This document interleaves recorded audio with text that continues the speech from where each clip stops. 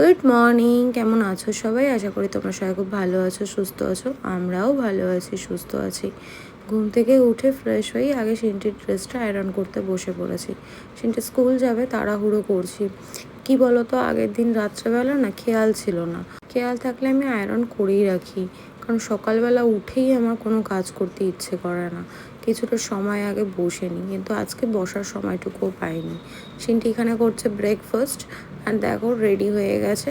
খেতে দিলে পরেই যেন ওর গায়ে জ্বর চলে আসে, কোনো দিন খাবারটা পুরোপুরি কমপ্লিট করে না।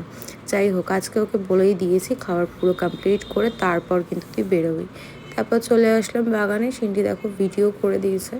বাগানে ফুল এখন মোটামুটি পাওয়া যায়, যেটুকু ফুল পাই আমার পুজো দেওয়ার মতো হয়ে যায়। বাগানে অনেক জঙ্গল হয়েছে, পরিষ্কার করাতে হবে।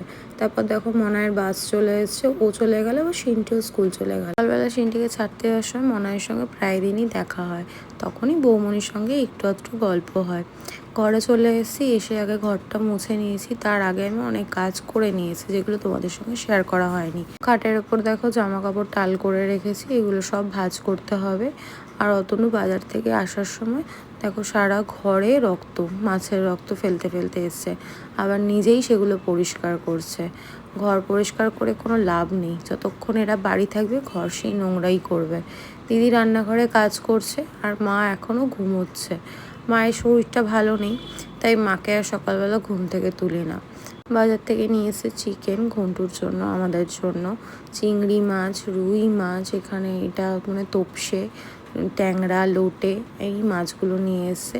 দিদি সব মাছ ধুয়ে দিয়েছে। তারপর রান্নাঘরে টুকটাক কাজ ছিল, সেগুলো সেরে দিদি চলে গেছে। এখানে দেখো মা বাজারগুলো গুছিয়ে দিচ্ছে। মার শরীর খারাপ হলে হবে কি, হাতে হাতে টুকটাক কাজগুলো করে দেয়।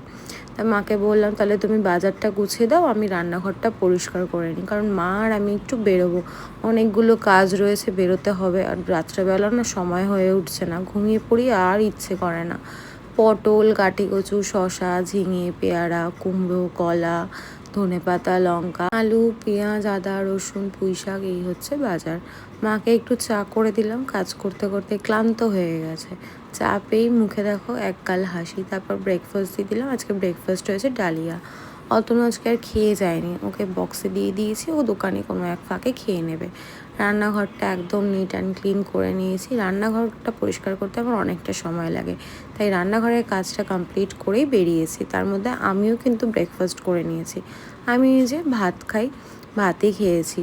মা আর আমার জামা কাপড়টা রেডি করে রেখেছে। আর দেখো বাইরে কি পরিমাণ রোদ, সানস্ক্রিন মেখেছি, তারপরেও ঘেমে ঘেমে এত খারাপ অবস্থা, সানস্ক্রিন গলে গলে পড়ে যাচ্ছে। হাতে দুজনের দুটো ব্যাগ, অনেকগুলো কুর্তি আছে যেগুলো অল্টার করাতে হবে, আর শাড়ি ফলস পিকোর রয়েছে, ব্লাউজ তৈরি করতে দেবো, অনেক কাজ আছে। তারপর সোনার দোকানেও একটু যাওয়ার ছিল। অনেকগুলো কাজ নিয়ে মা মেয়েতে বেরিয়েছি। সবার প্রথম আসলাম অল্টার করতে দিতে।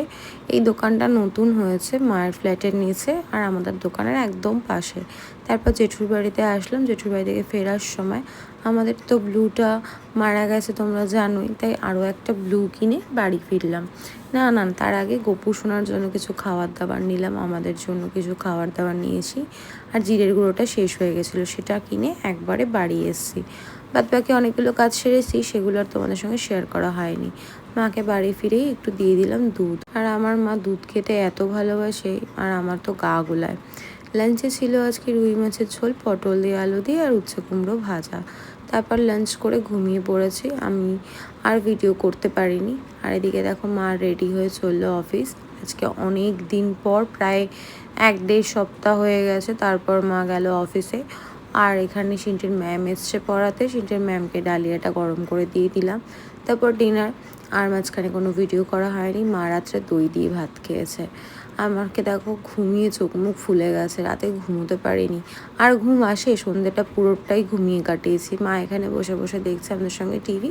অতনুর কাজ কমপ্লিট হলে মা গিয়ে শুয়ে পড়বে, আমরাও ঘুমিয়ে পড়বো। চলো আজকের মতো এইটুকুই। তোমরা সবাই ভালো থেকো, সুস্থ থেকো, টাটা।